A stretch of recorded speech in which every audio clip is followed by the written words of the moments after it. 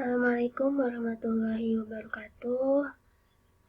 Saya akan menjelaskan teori terakhir ya yang ada di bahan ajar saya, yaitu tentang teori Kohlberg.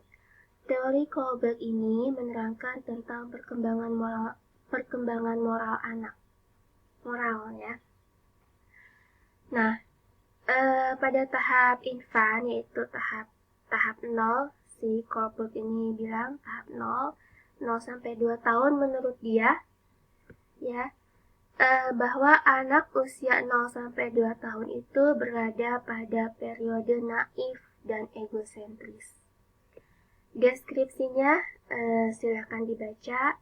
Jadi yang paling penting yang akan saya uraikan adalah buat mereka 0 sampai 2 tahun, yang baik itu adalah semua yang aku suka. Itu yang disebut dengan egois ya. Jadi tidak ada sensitif pada rasa moral. Dia belum mengenal moral. Karena apa? Karena semua yang aku suka itu adalah baik. Gitu. Makanya aku mau apa yang aku suka, aku mau apa yang aku suka buat aku. Ya, itu ada pada anak usia 0 sampai 2 tahun. Jadi anak usia ini memang agak susah untuk diberitahu tentang moral, ya, karena dia masih tidak peduli. Nah, untuk anak usia toddler itu menurut menurut Kohlberg itu berada pada usia 2 sampai 3 tahun. Nah, ini sudah berorientasi pada hukuman ketaatan. Artinya, kalau saya dihukum, itu artinya saya salah. Kalau saya tidak dihukum, itu artinya saya benar. Makna dari kalimat ini adalah bahwa orang tua atau orang dewasa harus benar-benar jeli. Ya, jeli dalam artian bahwa dia harus tahu kalau anaknya salah, harus dikasih tahu. Gitu. Kenapa? Karena kalau anak salah, orang tua tidak kasih tahu, anak itu akan menganggap bahwa dia sudah betul, tidak ada yang salah. Kenapa? Karena saya tidak dihukum. Gitu ya. Jadi anak sudah mengenal hukuman pada usia 2 sampai 3 tahun ini. Maknanya lagi adalah bahwa orang tua boleh mengajarkan kalau salah dihukum. Sudah mengenalkan itu. Tapi hati-hati juga, artinya kita harus adil bahwa kalau dia salah, ya kasih tahu. Kalau dia tidak salah, ya tidak apa-apa. Jangan sampai orang tua tahu bahwa perilaku anaknya salah, ya biarkan, gitu ya. Nanti dia akan terbiasa untuk begitu melakukan hal-hal yang salah selanjutnya. Kemudian pada usia preschool itu ada di usia 4 sampai 7 tahun. Dia berada pada premoralitas, hedonism, timbal balik yang konkret. Nah, yang ini usia TK ya. Nah, ini tolong dibaca. Saya akan lakukan hal itu untuk kamu bila kamu mau melakukan hal ini untuk saya. Artinya ada timbal balik di situ. Ini anak-anak ini sudah ada seperti orang dewasa ya. Jadi kalau orang dewasa melakukan ini memang seperti anak-anak gitu ya. Kemudian ada mata untuk mata, ya sama maknanya. Saya akan lakukan hal itu untuk kamu bila kamu mau melakukan hal ini untuk saya, gitu ya. Mata untuk mata, artinya ketika anak itu dikasih permen sama temennya, besoknya dia juga akan ngasih permen gitu. Atau gini, ketika anaknya ulang tahun gitu ya, ibunya kan ketika anaknya punya teman, maksud saya ketika anaknya punya teman yang lagi ulang tahun, si ibu ini akan beli kado buat temennya gitu. Nanti kebalikannya lagi gitu, ketika anaknya ulang tahun, maka temennya itu juga akan membelikan kado buat dia. Nah, ini sebenarnya kenapa kok di TK seperti itu gitu ya.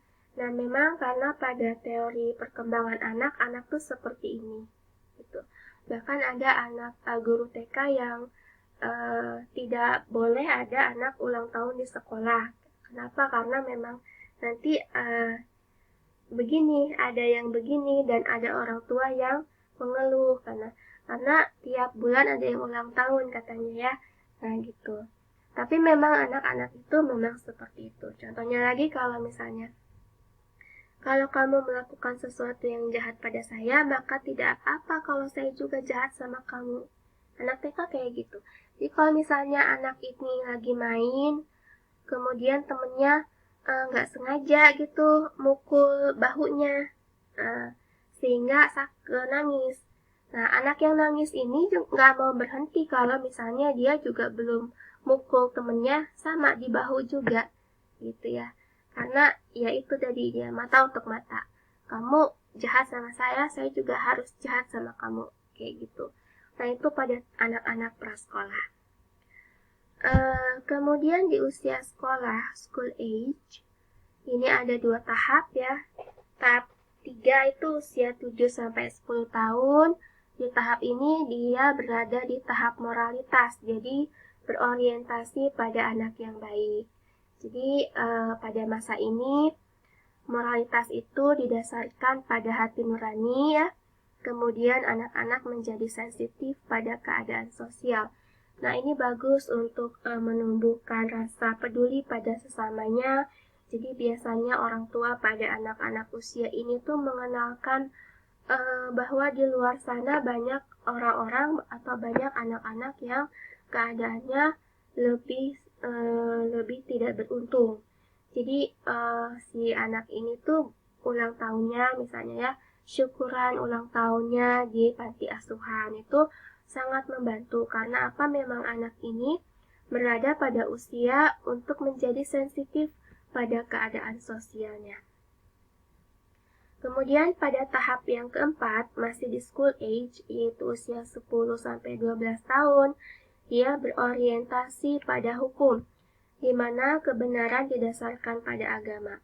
Anak-anak sudah mau mengerjakan tugas-tugasnya, menunjukkan kepeduliannya pada wewenang dirinya sendiri, memenuhi permintaan masyarakat, mentaati hukum demi kepentingannya. Jadi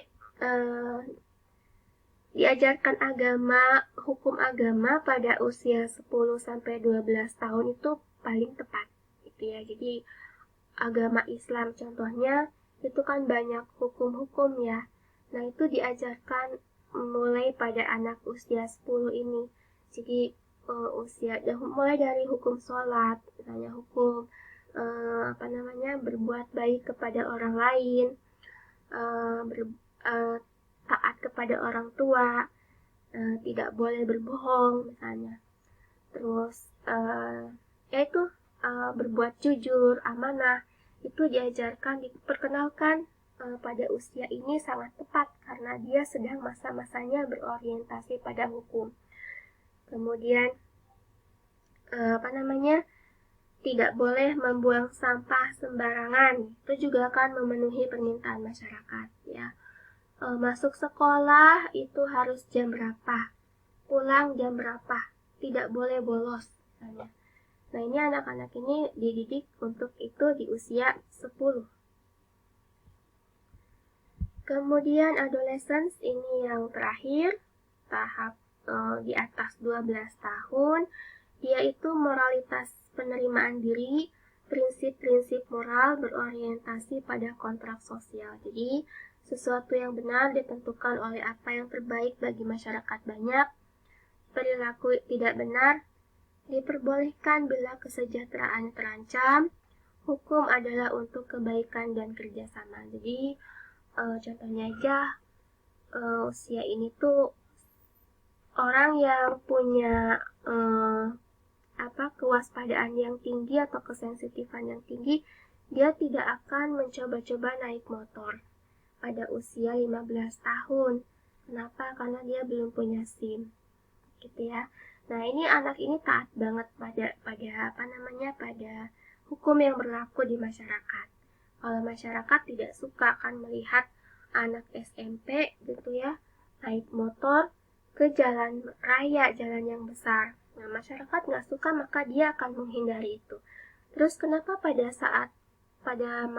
kenyataannya masih banyak aja gitu anak-anak SMP atau ya seumuran itu ya 16 tahun, 17 tahun itu masih pakai motor gitu. Nah, ini akan berinteraksi dengan perkembangan remaja yang lainnya, bahwa remaja juga kalau kita lihat dari teori-teori sebelumnya, dia berada pada tahap yang tidak stabil dari emosi karena sudah terpengaruh oleh perkembangan hormon. Nah, jadi itu ya, kalau tidak ada pantauan dari orang tua atau orang tuanya lengah, maka pelanggaran itu akan terjadi pada usia remaja. Ya, saya cukupkan, itu adalah teori terakhir. Tolong apa yang saya sampaikan, apa yang saya jelaskan dipelajari dengan baik, karena sebagian besarnya akan muncul di ujian. Terima kasih. Wassalamualaikum warahmatullahi wabarakatuh.